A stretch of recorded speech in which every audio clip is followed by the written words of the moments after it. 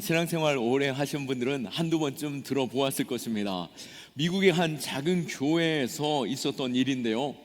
어느 교인이 정말 헌신하는 마음으로 교회 안에 그랜드 피아노 한 대를 기증하게 되었습니다. 그런데 이 피아노가 이전 피아노는 세로로 벽에 붙어 있었기 때문에 그랜드 피아노를 놓을 때는 어느 자리에 놓아야 할 것인지에 대한 고민이 교회 안에 생기게 된 것이죠. 한 장로님이 강단 위 그 공간에 놓아야 그래도 구색이 맞고 전체적으로 균형감을 둘 수 있고 성가대의 자리의 움직임도 우리가 공간을 활용하는 것에 너무 좋을 것 같습니다. 한 장로님이 제안하셨죠. 그런데 또 다른 장로님이 아니 그게 무슨 소리입니까? 예배에 있어서 악기를 강단 위에 올려놓는다는 것은 이 거룩함에 있어서 옳지 않습니다 라고 말하는 것이었습니다. 이 말도 맞은 것 같고 저 말도 맞은 것 같은데 두 분 다 크게 다투기 시작한 것이었죠. 어떻게 한들 무엇합니까? 그냥 교회가 하나로 마음을 합하여 뜻을 합하여 그 일로 가면 되겠지만, 그러나 이 일은 점점 더 커지게 되었고 이 권사님들 안에서도 두 파로 나뉘어지게 되었고 안수님사님들 안에서도 강단 위냐 강단 밑이냐로 나뉘어지게 된 것입니다. 결국에는 교회가 이제 크게 둘로 나뉘어져서 각각 분립 개척을 하게 되었다라고 하는 소식이었습니다. 얼마나 큰 일이었으면 이 대한민국까지도 지금까지 이렇게 회자되어지고 있겠습니까? 교회 안에 나뉘어짐이 있으면 그것이 교회의 분리까지 되어진다라고 하는 이 안타까움을 우리는 기억하면서 우리를 교회로 부르심은 하나님이 하나 되게 하시려고 부르신 줄 믿으시기 바랍니다. 우리는 가족입니다. 형제 간에 나뉘어지는 것을 볼 때 그 부모의 마음이 얼마나 찢어집니까? 우리는 그리스도의 피 바른 한 몸 된 교회인 것이죠. 우리는 교회의 지체다라고 말씀합니다. 새끼손가락 하나만 깨물어도 온몸이 짜릿짜릿 아프듯이 우리는 교회가 한 몸됨을 기억할 때 서로를 돌아보고 세워주고 또 아껴주고 위에 기도해주고 축복하는 하나된 공동체 될 수 있기를 축원합니다. 이제 에베소서의 후반부로 시작됩니다. 1장에서 3장까지는 신학적이고 교리적인 부분을 많이 다루었다면 4장부터 6장까지는 실천적으로 윤리적으로 우리가 어떻게 예배하고 또 교회가 어떻게 해야 하는지 그 삶에 대한 부분을 다루고 있습니다. 오늘 4장의 시작 전반부인 교회의 연합과 또 교회의 성장에 대해서 말씀하고 있는데요. 교회로 부르심 받은 성도는 한 몸 공동체인 줄 믿으시기 바랍니다. 그러기에 사도 바울은 부르심에 합당한 삶을 살아가도록 권면할 때에 어떻게 권면하고 있습니까? 1절 말씀에 그러므로 주 안에서 갇힌 내가 너희에게 권하노니 너희가 부르심을 받은 일에 합당하게 행하여 라고 말씀합니다. 오늘 이 말씀 가운데 권하노니라고 하는 이 1절의 단어가 있는데요, 권하노니라고 하는 이 파라칼로라고 하는 이 단어는 사실 어조상에 있어서 약하게 쓰일 때는 요청으로 쓰여지게 됩니다. 그런데 이 단어가, 이 문장이 원어상으로 볼 때는 권하노니가 가장 앞에 나와 있어서 강력하게 권면을 나타내면서 매우 강하고 급하고 재촉하듯이 촉구하고 있는 단어로서 우리로 하여금 너희가 하나됨을 위해서 주 안에 갇힌 너희가 온전히 하나됨, 그 부르심에 합당한 일을 행하기 원한다라고 말씀하고 있습니다. 부르심에 합당한 것, 그것이 무엇인지, 왜 이토록 강하게 부르심에 합당하게 살아가라라고 말씀하고 있습니까? 그 합당함이 무엇인지를 말하는데요, 3절 말씀해 보니 평안에 매는 줄로 성령이 하나 되게 하신 것을 힘써 지키라라고 말씀하고 있습니다. 그리스도의 보혈로 우리는 한 몸 되었습니다. 이전에 나는 죽었고 그리스도가 부활하심으로 말미암아 우리는 새 사람으로 태어나게 된 것이죠. 이전에 유대인이나 또 헬라인이나 또 이방인이나 또 지식인들이나 또 배우지 못한 자나 부한 자나 가난한 자나 그들이 예수 그리스도로 한 몸 되었음을 믿으시기 바라고, 한 가족 되었음을, 한 피받은 하나 되었음을 믿으시기 바랍니다. 그러기에 우리가 교회 공동체로 부름 받았을 때는 우리가 하나됨이 무엇인지 그것을 힘써 지키기 위해서 우리는 그것을 돌아보고 서로를 돌아보는 가운데 부르심 받은 자로서 굳건히 서는, 그에 합당한 자로 서는 자 될 수 있기를 축원합니다. 오늘 최종적으로 하나님의 계획은 무엇에 있겠습니까? 하나님이 우리를 구원하셨고 우리로 최종적인 목표가 물론 천국에 들어가는 것이죠. 그런데 천국으로 우리를 부르실 것이면 내가 예수 처음 믿었을 때 그 감격과 아버지 하나님을 내 구주로 시인하면서 뜨거운 그 성령에 충만했던 그 기쁨, 그 감격 속에 있을 때 나를 천국으로 딱 불러야 내 마음도 뜨겁게 주님을 기뻐하며 맞이하고 영원하신 하나님의 나라를 누릴 수 있겠죠. 그런데 지금 아직까지도 나를 부르시지 않고 있음을 볼 때에 이전에 그 첫사랑도 어느 정도 식어진 것 같고 또 자꾸만 내가 그러지 말아야 되는데 그러지 말아야 하는데 하나님의 말씀을 볼 때 더 마음이 찔리고 내가 이전에 죄인 되었을 때보다도 지금 더 이 마음이 불안한 것은 어찌 됨인고라고 하는 중에 있다라고 한다면 우리는 이 땅 가운데 왜 우리를 부르셨고 우리로 여전히 부르시지 않는지 우리는 생각해 보면서 내게 맡기신 사명 그것이 무엇인지 우리는 돌아볼 수 있기를 축원합니다. 하나님께서는 우리를 부르실 때 한 사람 한 사람으로 부르셨습니다. 개인적으로 만나주셨고 주가 나의 구주 되심을 시인하게 하셨죠. 그런데 하나님께서는 개인으로 부르셨지만 그 부르신 후에는 우리로 하여금 사명을 맡기실 때 공동체됨으로 교회됨으로 그 사명을 감당케 하신 줄 믿으시기 바랍니다. 그러기에 우리가 하나님의 성도로서 이 세상 가운데 드러나 보일 때에 요한복음 13장 35절에 너희가 서로 사랑하면 이로써 모든 사람이 너희가 내 제자인 줄 알리라 라고 함과 같이 우리가 하나됨을 힘써 지키고 또 서로 사랑하고 또 세상 가운데 예수 믿는 사람들 안에 진정한 사랑이 있구나, 또 그들이 함께하는 것을 보니 진정 천국이 아름답고 복되고 또 사랑으로 충만한 곳이 천국이구나 소망하는 가운데 구원의 방주로 초청되어지는 그 사명, 그 일 가운데 우리가 있기를 축원합니다. 그렇기에 사도 바울은 이 일에 있어서 힘써 하나됨을 지켜라, 힘써서 이 하나됨을 위해서 너희가 온 마음을 다했으면 좋겠다라고 말씀하고 있는 것이죠. 과연 하나됨이 뭐길래, 하나됨이 뭐가 그렇게 중요하길래 우리로 하나 되라라고 이렇게 강하게 요청하고 있는 것일까요? 그것은 바로 교회가 교회다운 것, 교회의 정체성이 바로 그리스도의 몸에 있고 이 교회의 공동체가 바로 그 부르심에 있다라고 하는 것입니다.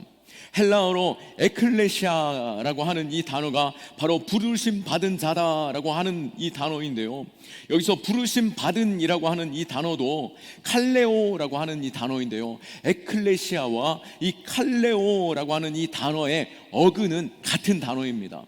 그렇기 때문에 우리 한 사람 한 사람은 예수님께서 나를 부르셨고 우리 부르셨음을 믿으십니까?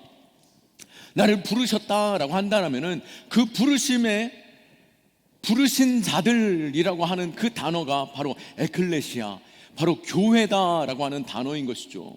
우리 한 사람이 곧 교회고 또 우리가 두세 사람 함께하는 그곳이 교회이고 또 이렇게 모여 연합하여 예배하는 것, 이것이 교회인 것입니다. 두세 사람이 모여 있는 그곳, 그 구역이 교회이고 또 우리가 함께하는 이 교회 공동체가 교회인 것을 볼 때 교회의 정체성, 그것은 바로 모임이고 교회의 정체성, 그것은 바로 하나됨이다라고 하는 것을 우리는 알아야 할 것입니다. 그러기에 우리는 힘써 하나됨을 위해서 최선을 다하는 그러한 공동체 되어야 할 것이죠. 그러기에 사도 바울도 오늘 3절에서 6절 말씀만 보더라도 하나다라고 하는 이 단어, 그 단어만이라도 3절에서 6절까지 7번이나 3절에서 한 번, 4절에서 두 번, 5절에서 세 번, 6절에서는 한 번, 이렇듯 3절에서 6절 사이에 하나라고 하는 이 단어를 7번이나 사용하고 있는 것이죠. 그런 만큼 우리가 하나됨을 위하여 힘써서 교회의 정체성, 또 믿음의 공동체의 그 모습이 무엇인지 세상 가운데 드러내고, 그럴 때 하나님께서는 교회를 든든히 더욱더 세워가시며 교회로 부흥케 하시는 줄 믿으시기 바랍니다. 사도행전 9장 31절 말씀에 그리하여 온 유대와 갈릴리와 사마리아 교회가 평안하여 든든히 서가고 주를 경외함으로 성령의 위로로 진행하여 수가 더 많아지더라. 아멘. 우리의 구역 하나하나가 흩어져 예배하는 그곳에 하나됨이 있고 서로 사랑함이 있고 말씀으로 충만함이 있을 때 더욱더 그곳에 은혜가 넘쳐지고 각 구역들이 은혜 넘칠 때에 교회가 더욱더 부흥케 되는 줄 믿으시기 바랍니다. 그렇다면 하나됨을 위해선 우리는 어떻게 해야 되는가? 우리는 그것을 생각해 볼 필요가 있습니다. 구체적으로 이 하나됨을 위해서 어떻게 해야 할 것인가? 그것은 오늘 사도 바울이 바로 그리스도의 성품, 하나님의 그 성품을 기억하며 우리 안에 하나님의 그 성품, 성령의 열매가 맺어지는 그러한 삶으로 나타나기를 원하고 있습니다. 2절 말씀에 모든 겸손과 온유하고 오래 참음으로 사랑 가운데 서로 용납하고 라고 말씀하고 있는데요, 특별히 이 네 가지를 강조하면서 말씀하는데, 이 네 가지가 과연 내 안에 있는가? 겸손과 온유함과 오래 참음과 그러한 가운데 사랑 가운데 서로 용납하는 것, 그것이 우리 안에 있기를 원합니다. 무엇보다도 먼저 겸손을 말하고 있는데요, 이 겸손은 온유와 오래 참음보다도 더 강조하면서 가장 앞에 나오고 있는 것을 볼 수 있습니다. 그런 만큼 하나님의 부르심 받은 자다라고 한다면 우리 안에 겸손함이 무엇보다도 더욱더 드러난 자 되어야 한다라고 하는 것이죠. 그 어떠한 것보다도 내 안에 겸손함이 있는가, 그것이 바로 교회 공동체에게서 가장 찾고 있는 것입니다. 겸손이라는 이 문장, 이 2절에서 겸손 앞에 모든이라는 그 수식어까지도 담겨 있음으로 인하여서 이 겸손을 무엇보다도 더 강조하고 있음을 보게 됩니다. 성도에게 겸손이란 무엇이겠습니까? 물론 사람과의 관계 속에서 겸손을 찾을 수 있겠지만 교회 공동체에서 성도에게 있어서 겸손이란 바로 하나님 앞에서 내가 어떠한 자세로 서 있는가, 그게 바로 겸손인 것입니다. 사람과의 관계도 중요하겠지만 먼저 내 안에 겸손을 찾을 때 하나님 앞에서 내가 어떤 자인가를 아는 것이죠. 하나님이 어떤 분이신가, 그리고 나는 어떤 존재인가, 그러한 가운데 나는 하나님 앞에서 어떻게 하는가라고 하는 것을 겸손해서 찾을 수 있다라고 하는 것입니다. 하나님이 나의 구주 되시고 나는 하나님 앞에서 너무나도 미약하고 또 오늘도 실수하고 넘어지는 존재이기에 하나님 앞에서 내가 엎드려지고 하나님의 긍휼을 구합니다라고 하는 그 마음으로 주님 앞에 서는 것, 그 겸손이 우리 안에 있고 그 마음을 가지고 이웃에게 대하는 것, 바로 겸손함인 것이죠. 곧 무엇입니까? 하나님께 대하듯 주께 대하듯 내 이웃에게 대하라라고 말씀하고 있는 것입니다. 무엇보다도 믿음의 공동체 안에서 내 지체를 대할 때에 겸손함으로 하나님을 높여드리는 것처럼 내 이웃을 높여주는 것, 우리 안에 다툼이 있고 분쟁이 있고 또 생각에 다름이 있다라고 할 때에 내가 겸손한 자라고 한다면 그 사람의 뜻대로 용납해주고 인정해주고, 또 내가 높은 자리에 있어서 용납하는 것이 아니라 내가 겸손히 낮은 자리에서 당신 뜻이 맞는 것 같으면 맞습니다, 당신이 옳습니다 라고 말하는 그 마음이 우리 안에 있어야 할 줄 믿으시기 바랍니다. 겸손이란 바로 교만과 상반되는 단어인 것입니다. 빌립보서 2장 3절을 근거로 해서 나보다 남을 낮게 여겨 남을 높여준다라고 하는 것이죠. 남을 높여주는 그 마음이 바로 교만과는 반대로서 표현되어지고 있는데요, 교회의 평화를 깨뜨리는 사람이 있다라고 한다면, 우리 공동체 안에서 왜 저분은 저렇게 말할까라고 하는 그러한 분이 있다라고 한다면, 그분이 정말 모르기 때문에 그렇게 말한다라고 우리는 보십니까? 가만히 보면 교회의 그 공동체를 깨뜨리시는 분들을 볼 때 그분은 누구보다도 내가 교회를 사랑한다라고 말씀하고 있고, 내가 그 누구보다도 많이 경험해 보았고 많이 알고 있기 때문에 이렇게 해야 된다라고 하시는 분들이 많이 있기에, 그분으로 인하여 그 공동체가 균열이 생기고 다툼이 있고 깨어지는 것을 볼 수 있습니다. 이것은 바로 자만이고 교만인 것입니다. 어거스틴은 이렇게 말했습니다. 성도들이 경계해야 할 가장 추한 죄악은 첫 번째도 교만이고, 둘째도 교만이고, 셋째도 교만이다 라고 말합니다. 성도들이 가장 열망하고 사모해야 할 덕목은 첫 번째도 겸손이고, 둘째도 겸손이고, 셋째도 겸손이다 라고 말하고 있는데요, 이 겸손은 앞서도 말씀드렸듯이 그래 네가 하고 싶은 대로 해, 이게 겸손이 아니라 우리 죽게 하듯이 네, 당신이 옳습니다, 당신이 그렇게 하기를 원하신다면 내가 순종하겠습니다. 주님께서 그렇게 하셨듯이, 주님께서 하나님과 우리를 화목해 하시려고 십자가 지신 것처럼 내가 우리 공동체의 화목을 위해서 화평케 하려고 내가 십자가 지고 내가 죽겠습니다 라고 하는 것이 겸손인 줄 믿으시기 바랍니다. 내가 죽겠습니다, 그것이 겸손인 것이죠. 우리 안에 교만이 있습니까? 교만은 사단의 마음인 것입니다. 마귀가 이사야 14장에 보면 그에게 얼마나 많은 은사와 하나님을 찬송할 수 있는 권위와 축복을 주었습니까? 그럼에도 불구하고 사단은 무엇보다도 하나님보다도 자신을 높이려고 하는 그 교만함이 있었기 때문에 결국에는 하나님을 대적하고 스올로 떨어지는 그 참담함을 경험하게 된 것이죠.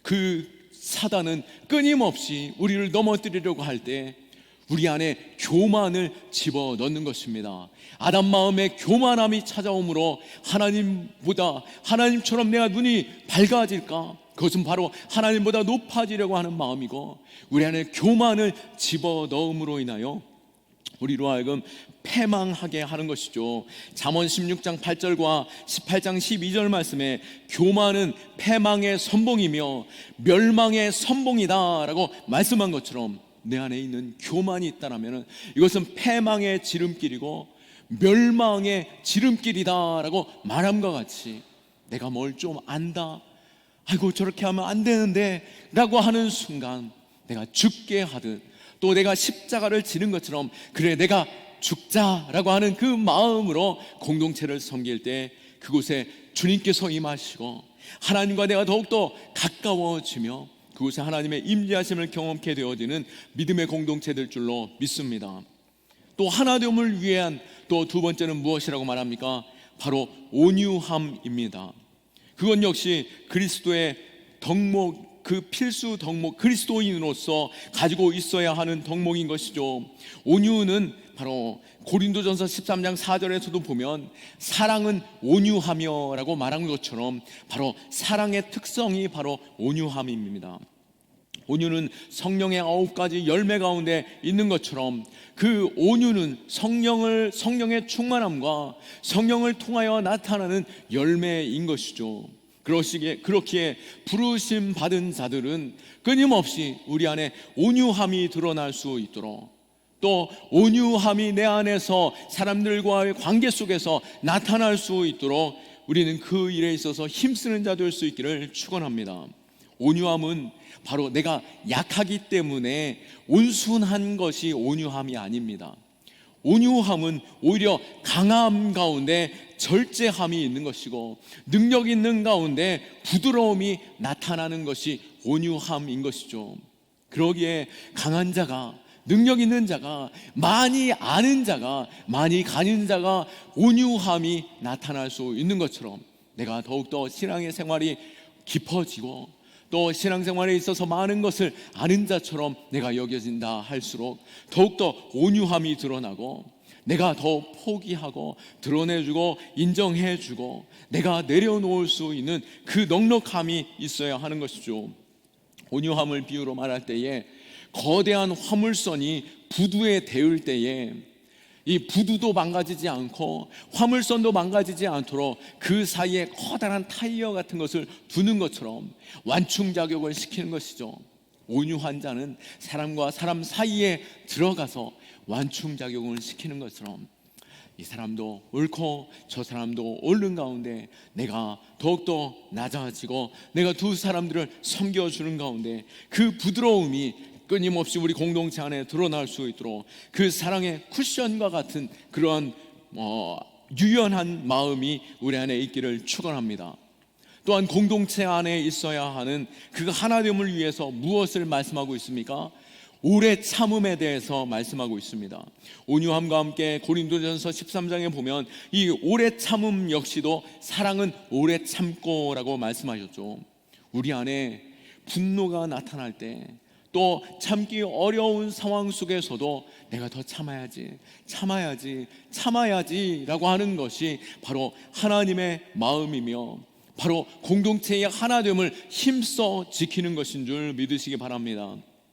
로마서 2장 4절에 혹 네가 하나님의 인자하심이 너를 인도하여 회개하게 하심을 알지 못하며 그 인자하심과 용납하심과 길이 참으심이 풍성함을 멸시하느냐라고 말씀한 것처럼 하나님께서는 우리를 끊임없이 참으시고 용납하시고 용서하시고 기다려주시는 분이신 것이죠.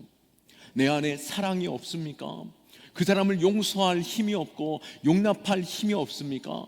우리가 사람을 바라볼 것이 아니라 그 안에 계신 주님, 우리 공동체 가운데 계신 하나님, 그 하나님이 또 나를 어떻게 생각하시는지, 또 내 마음 가운데 찾아오는 이 분노와 또 이기적인 마음과 또 이 아픈 마음조차도 인정해 주시고 용납해 주시고 용서해 주시고 다시 안아주고 또 기다려주는 그 마음으로 하나님의 마음이 우리 안에 있으므로 날마다 주님께로 더욱더 가까이 가고 그리스도를 닮는 끝까지 기다려주고 용서하고 사랑하는 그 마음이 우리 안에 있기를 축원합니다. 우리가 누군가를 용서하고 용납하는 거 참 쉽지 않습니다. 요즘 시대는 정말로 끊임없이 분노를 가지고 살아가는 것 같습니다.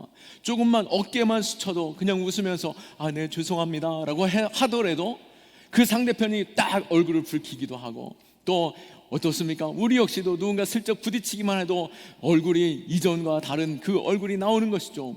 운전하면서도 그냥 얼굴에 분노를 가지고 운전하는 것 같습니다. 어디 누구 하나 걸려봐라 라고 하는 마음이 우리 안에 있는 것 같죠. 우리가 알지 못하는 사람들 뿐만 아니라 우리 가족 안에서도 끊임없이 다툼과 분쟁과 분노가 있는 것이고 또 부부 안에 형제 간에도 요즘은 이 끊임없이 용납하는 것에 있어서 관대함이 부족해진 것을 보는 것이죠. 어떤 어르신이 귀가 어두워서 병원에 갔더니 의사 선생님이 보청기 하나를 주었습니다. 요즘 보청기가 얼마나 좋습니까? 눈에 보이지도 않는 것이죠. 그래서 귀에 쏙 집어넣고 어르신 들리십니까? 아이고 잘 들리네요. 고맙습니다. 어르신이 네 의사 선생님이 네 한 달 뒤에 그럼 다시 한번 뵙고 다시 한번 점검해 드릴게요 라고 말씀하였습니다. 이제 어르신이 집에 들어가서 집안에 가만히 있는데 이제 모든 얘기들이 다 들리게 되는 것입니다. 허허 하하 그러면서 어르신은 지금 보청기가 들어있는 것처럼 말씀하고 있지 않는 것이죠. 한 달 뒤가 되어서 의사 선생님을 찾아뵐 때에 어르신 잘 들리시던가요? 아이고 네 너무나도 잘 들렸습니다. 자녀들도 너무나도 좋아하죠 라고 말할 때에 사실 내가 자녀들에게는 들린다라는 말을 하지 않았소. 그랬더니 참 내가 못 볼 것들을 보고 못 들을 것들을 참 많이 들은 것 같습니다. 그러면서 지난 한 달 사이에 내가 자녀들에게 남기려고 했던 그 유언을 3번이나 고쳤지 않소 라고 말하는 것이었습니다. 왜 그렇습니까? 바로 못 들을 것을 끊임없이 들으면서 도저히 저 아들, 저 딸을 용납할 수 없었다라고 하는 것입니다. 차라리 듣지 않았으면 자녀들이 복을 얻었을 텐데 들음으로 인해서 끊임없이 나뉘어짐과 분노가 생기게 된 것인데요, 우리는 어떻습니까? 우리가 듣지 말아야 할 것은 그냥 듣지 말고, 또 들리는 것조차도 듣지 않고, 또 들어도 우리가 그냥 용납하고 용서하고 또 품어주면서 하나 될 수 있는 그러한 믿음의 공동체 될 수 있기를 축원합니다. 바울 역시 어땠습니까? 죄인 중에 죄인이었다, 내가 괴수 중에 괴수였다라고 고백하면서 그는 이방인들의 사도가 되었던 것처럼 오늘 이 에베소 교회도 도저히 하나 될 수 없는 교회였던 것이죠. 유대인들과 이방인들이 만나 함께하는 것, 그것이 가능할 수 없었지만 사도 바울은 어떤 일이 있어서도 힘을 다해 하나됨을 힘써라, 하나됨을 위해서 애쓰라라고 말씀한 것처럼 우리가 더욱더 이 성품을 가지고 용납하고 용서하고 하나됨에 힘쓰는 자 될 수 있기를 축원합니다. 말씀을 정리하면서 예수님께서는 요한복음 17장에 이 땅의 모든 공생애를 마치며 대제사장적인 기도를 우리의 모든 성도를 위해서, 주님의 자녀들을 위해서 기도하셨는데요, 눈물 또 땀방울 핏방울 흘려가면서 주님께서 기도하실 때 무엇이라고 기도하셨습니까? 주 요지는 요한복음 17장 11절 말씀에 나는 세상에 더 있지 아니하오나 그들은 세상에 있사옵고 나는 아버지께로 가옵나니 거룩하신 아버지여 내게 주신 아버지의 이름으로 그들을 보존하사 우리와 같이 그들도 하나 되게 하소서라고 요청하고 있습니다. 주님의 마지막 기도, 우리를 위해 눈물, 땀, 핏방울 흘려가면서 기도하셨던 것은 바로 우리의 하나됨을 위해서, 성부, 성자, 성령님이 하나인 것처럼 교회 공동체가 하나 되기를 위해서 간절히 기도하고 있다라고 하는 것이죠. 그러면서 오늘 6절 말씀에 하나님도 한 분이요 곧 만유의 아버지시라, 만유 위에 계시고 만유를 통일하시고 만유 가운데 계시도다라고 말씀한 것처럼 내 하나님이 아브라함의 하나님, 이삭의 하나님, 야곱의 하나님, 이스라엘의 하나님이며 내 하나님이 내 형제의 하나님이요 내 공동체의 하나님이요 우리 함께하는 믿음의 지체들의 하나님이시기에, 또 예수 그리스도를 통하여 그 보혈의 피로 우리가 한 형제 자매 되었기에 우리는 당연히 이 일이 우리가 하나인 줄로 철저하게 믿고 인식하는 가운데 우리는 하나다, 우리는 가족이다, 우리는 형제요 자체요, 내 손가락을 깨무는 것 같이 저 영혼이 아파하는 일에 있어서 나 또한 아픈 그 한 몸임을 날마다 기억할 수 있고, 또 안 될 수도 있는 것이죠. 정말로 내가 저 사람은 용납이 안 되고 용서가 안 될 수도 있는 것입니다. 그러나 오늘 3절의 말씀을 보니 평안에 매는 줄로 성령이 하나 되게 하신 것을 힘써 지키라 라고 말씀하고 있습니다. 우리가 하나됨은 성령께서 도와주시는 것이고 성령께서 우리와 함께 하실 때에 하나 되게 하시는 줄 믿으시기 바랍니다. 그런 면에서 성령님이 능력이 없습니까? 우리조차 하나 되게 하시는 것에 능력이 없어서 내 안에 여전히 분노가 있습니까? 아니요, 내가 성령님께 내 자리를 내어드리지 않았기 때문입니다.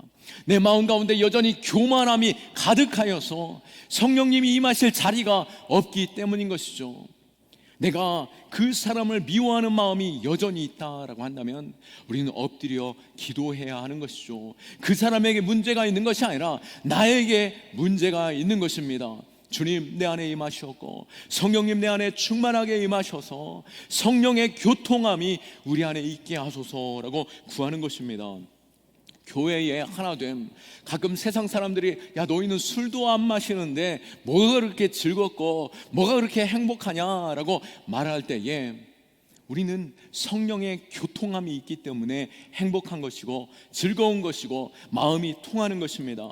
주님의 영이 계시기 때문에 우리가 나이가 비슷하기 때문도 아니고 지역이 비슷한 것 때문도 아니고 고향이 같기 때문인 것도 아니고 같은 고등학교 출신인 것 때문도 아니고 취미가 같기 때문도 아니고 내가 같이 즐거운 맛있는 것을 즐거워 같이 공유하기 때문에 우리가 하나 되는 것이 아니라 성령님이 내 안에 계시기에 그 사람의 마음이 느껴지고 또 성령님이 내 안에 계시기 때문에 그 사람을 위하는 마음으로 내가 함께 기도할 수 있는 것이고 성령님이 우리로 교통케 하시는 거기 때문에 우리로 내 삶에서 모든 것들을 내려놓고도 섬길 수 있게 하시는 것이죠. 그러기에 내 안에 하나됨이 부족합니까? 성령의 충만함을 놓고 힘써 기도할 수 있기를 축원합니다. 우리는 그리스도의 피로 맺어진 가족입니다. 피는 물보다 진하다라고 말하고 있죠.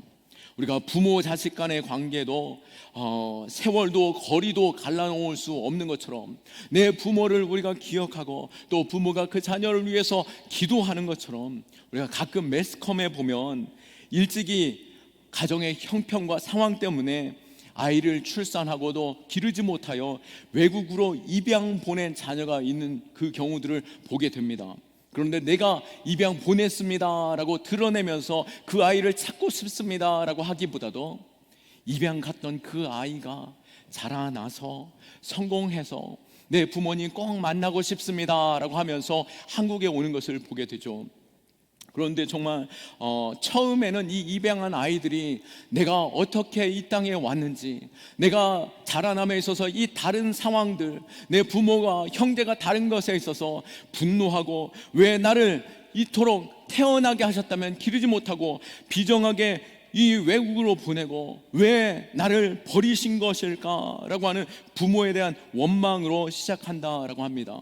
그러나 자라나면서 그래 나를 낳아주시지 아니하시면 내가 이 행복 또 이 모든 것에 있어서 내 자라남과 이 삶을 누리지 못했겠지라고 하면서 내 부모를 찾고 한국에 찾아와서 그를 찾아 그 형편의 어려움을 보면서 안타까워 눈물을 흘리고 또 그 어머니와의 관계를 끊임없이 가지면서 어떻게든 또 도와주려고 하는 그 부모, 그 자녀의 모습을 입양하여 자신을 버린 부모임에도 끊임없이 도와주려고 애쓰는 것을 보죠. 왜 그렇습니까?